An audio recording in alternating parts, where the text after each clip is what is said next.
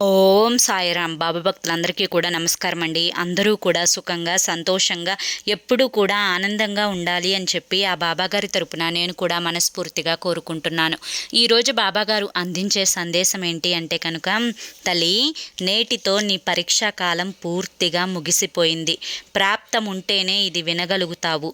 నిర్లక్ష్యం చేయకుండా జాగ్రత్తగా వినమ్మా అని చెప్పి ఏదో తెలియని సందేశాన్ని ఈరోజు బాబాగారు మనకు అందించడానికి మన ముందుకు వచ్చారు.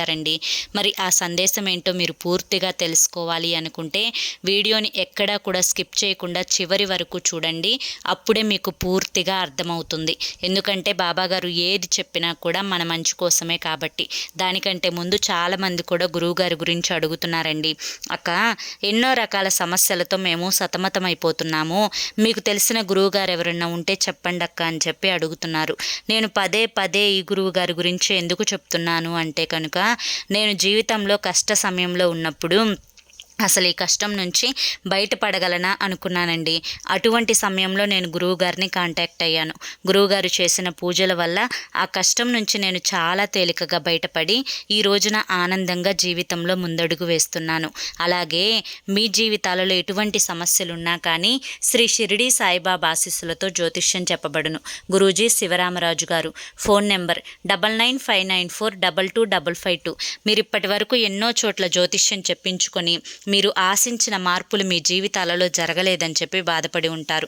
కానీ ఇక్కడ అస్సలు అలా జరగదండి. మీ సమస్యలు ఏవైతే ఉన్నాయో, ప్రేమ, పెళ్ళి, ఉద్యోగం, రాజకీయం, సంతానం లేక ఇబ్బంది పడుతున్న భార్యాభర్తల మధ్య గొడవలున్నా, అప్పుల సమస్యలున్నా, శత్రువుల సమస్యలున్నా, అవేంటో మీరు గురువుగారికి వివరించి చెప్పినట్లయితే వాటికి తగిన పూజలు చేసి గురువుగారు మీకు రోజులలోనే పరిష్కారాన్ని చూపిస్తారు. గురువుగారు చెప్పింది చెప్పినట్లు 100కు 1000% జరుగుతుంది. నమ్మకంతో కాంటాక్ట్ అవ్వండి. ఇక బాబాగారి యొక్క సందేశం విషయానికి వస్తే, బిడ్డ, నాకు ఎప్పుడూ కూడా కష్టాలు వస్తున్నాయి, బాధలు వస్తున్నాయి. ఈ కష్టాలు, ఈ బాధలు, ఈ సమస్యలు నేను భరించలేకపోతున్నాను. ఈ సమస్యల నుంచి బయటపడే మార్గమే లేదా బాబా? కష్టాల నుంచి గట్టెక్కే ఉపాయమే లేదా బాబా అని చెప్పి ఎప్పుడూ కూడా నన్ను ప్రశ్నిస్తూ ఉంటావు కదా తల్లి.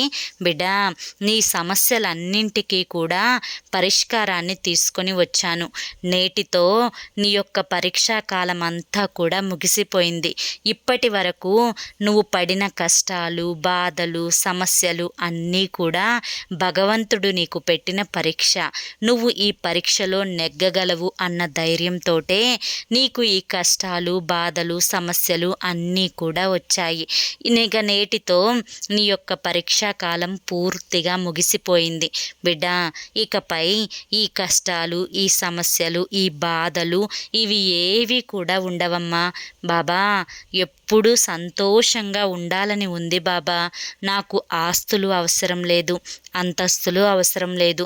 నేను బ్రతికినంత కాలం కూడా ఆరోగ్యంగా నా కుటుంబంతో కలిసి ఆనందంగా ఉండాలని ఉంది బాబా. నా భర్తలో మార్పు రావాలి అని చెప్పి ఆశపడుతున్నాను బాబా. నేను పడ్డ కష్టాలు నా బిడ్డలు పడకూడదు అని చెప్పి ఆనందంగా ఎదురు చూస్తూ ఉన్నాను బాబా. నాకున్న ఈ చిన్న చిన్న కోరికలు తీర్చుకోగలిగితే చాలు బాబా. ఇక నా జీవితం అంతా కూడా ఆనందంగా ఉంటాను అని చెప్పి ఎన్నోసార్లు నన్ను అడిగావు. బిడ్డ, నువ్వు అడిగిన కోరికలో ఎంతో న్యాయం ఉంది. ఎటువంటి అశ్రద్ధ, ఎటువంటి అత్యాశ ఏవి కూడా లేవు. నీ యొక్క నిరాశపరురాలికి, అంటే నువ్వు ఏదైతే ఆశిస్తున్నావో అది కేవలం నీ యొక్క మంచి కోసమే, నీ బిడ్డల మంచి కోసమే తప్ప అత్యాశగా ఏది కూడా నువ్వు ఆశపడడం లేదు. కాబట్టి నీ యొక్క మంచి మనసుని చూసి ఈరోజు నేటితో పూర్తిగా నీ యొక్క పరీక్షా కాలాన్ని ముగిసిపోయేలా చేయడానికే ఈరోజు నేను నీ ముందుకు వచ్చాను.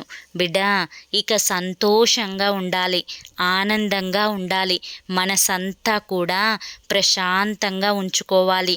మొదట నీలో నీకు ఒక రకమైన ధైర్యం రావాలి.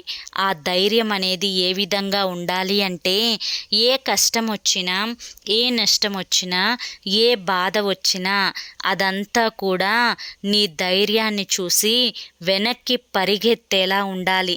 అంతటి గొప్ప ధైర్యవంతురాలులాగా నువ్వు మారాలి బిడ్డ. నీ మనసు చాలా మంచి మనసు. అందరూ బాగుండాలి అని చెప్పి కోరుకుంటూ ఉంటావు. అందులో నేను కూడా ఉండాలి అని చెప్పి అనుకుంటూ ఉంటావు. నలుగురికి ఎప్పుడూ కూడా ఏ కీడు చేయవు, ఏ అన్యాయము చేయవు. చుట్టుపక్కల వారందరినీ కూడా చాలా గుడ్డిగా నమ్ముతూ ఉంటావు. నీలో ఉన్న ఒకే ఒక్క మైనస్ పాయింట్ అదే తల్లి.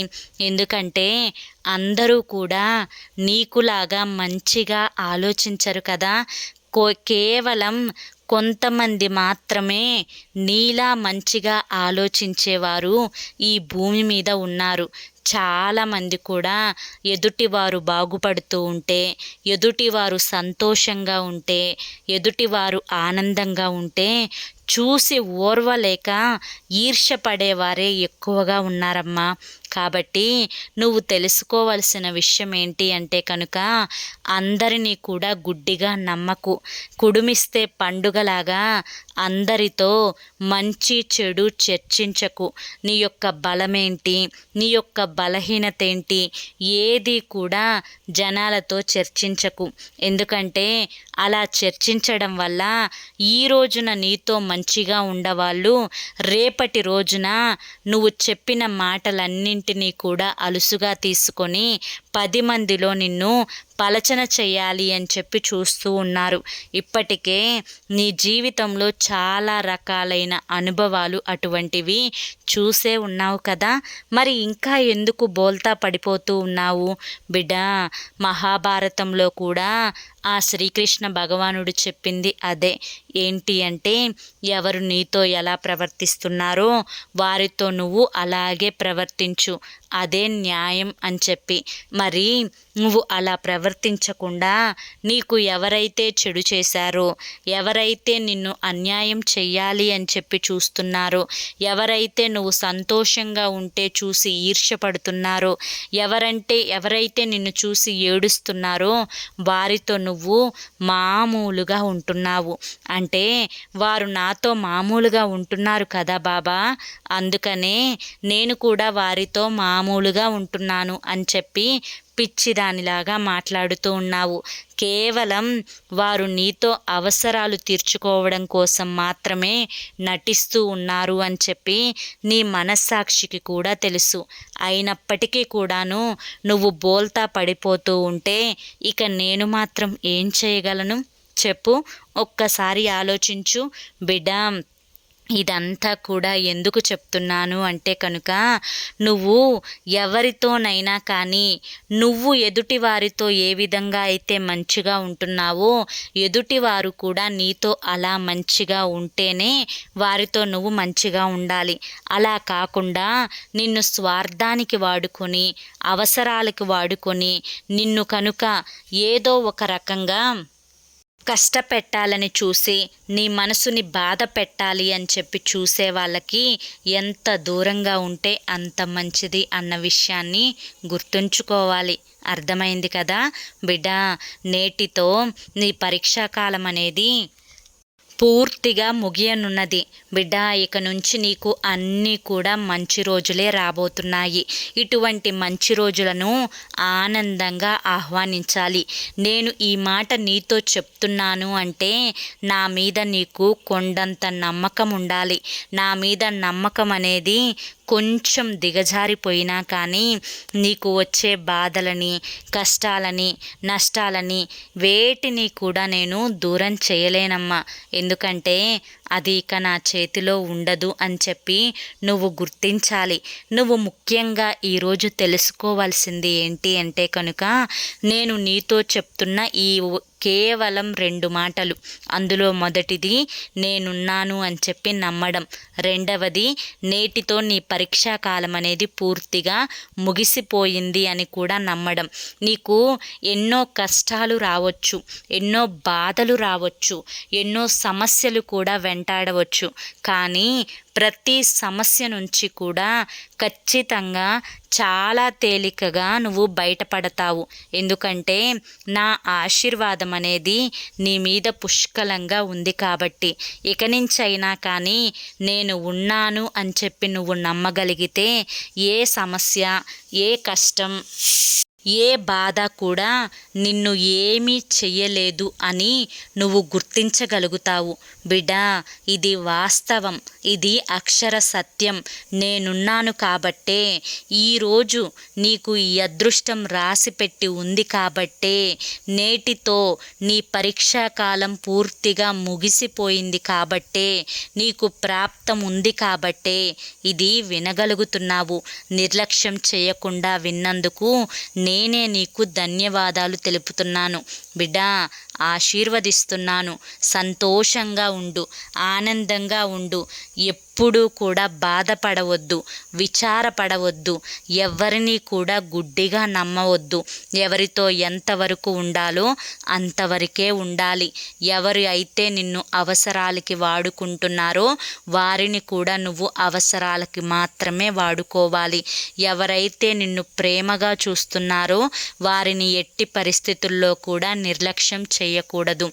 అదేవిధంగా నీ బిడ్డలకి మంచి చెడు తెలపాల్సిన బాధ్యత పూర్తిగా నీ మీద మాత్రమే ఆధారపడి ఉంటుంది. కాస్తంత సహనాన్ని, ఓర్పుని ప్రదర్శించాలి అన్న విషయాన్ని ఎప్పటికప్పుడు కూడా గుర్తుంచుకోవాలి. ఇక జీవితమంతా కూడా ఆనందంగా ఉండడానికి, మనసుని సంతోషంగా ఉంచుకోవడానికి, ప్రశాంతంగా ఉండడానికి ప్రతీదీ కూడా నీ చేతిలోనే ఉంటుంది. నీ మనసు నీకు ఎప్పుడూ కూడా శత్రువుగా మారకూడదు. మనసంతా కూడా సంతోషంగా, ఆనందంగా, ఆహ్లాదంగా ఉంచుకునే ప్రయత్నం చెయ్యి. అర్థమైంది కదా? ఈ రోజున నా ద్వారా నీకు అందిస్తున్న ఈ సందేశం కేవలం నీ కోసం మాత్రమే. ఇది వింటున్నావు అంటే నిజంగా నువ్వు చాలా అదృష్టవంతురాలివి అని చెప్పి అర్థమైంది కదా బిడ్డ అని చెప్పి ఈరోజు బాబాగారు మనకి చాలా చక్కటి సందేశాన్ని అందించారండి. మరి ఈ సందేశంలో ఎంతో గొప్ప ఆంతర్యం ఉంది. మరి ఈ ఆంతర్యం ఏంటో మీరు గ్రహించగలిగారు అని చెప్పి అనుకుంటున్నాను. మరి ఈ సందేశం మీకు నచ్చింది అనిపిస్తే ఈ వీడియోకి ఒక లైక్ ఇవ్వడం మాత్రం మర్చిపోవద్దు. మీరు ఇచ్చే లైక్ వల్ల మరికొంతమంది బాబా భక్తులకు వీడియో అనేది రీచ్ అవుతుంది. మొదటిసారి మన ఛానల్లోకి వచ్చినట్లయితే మన ఛానల్ని సబ్స్క్రైబ్ చేసుకుని సపోర్ట్ చేయండి. రేపు మరొక మంచి వీడియోతోటి మళ్ళీ కలుసుకుందాం. అంతవరకు కూడా బాబా ఆశీస్సులు మీపై ఉండాలి అని చెప్పి మనస్ఫూర్తిగా కోరుకుంటూ సర్వేజన సుఖినో భవంతు. ఓం సాయిరామ్.